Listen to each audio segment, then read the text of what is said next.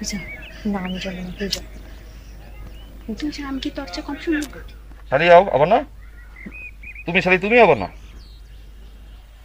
ওরা কেউ হইবে না আমার।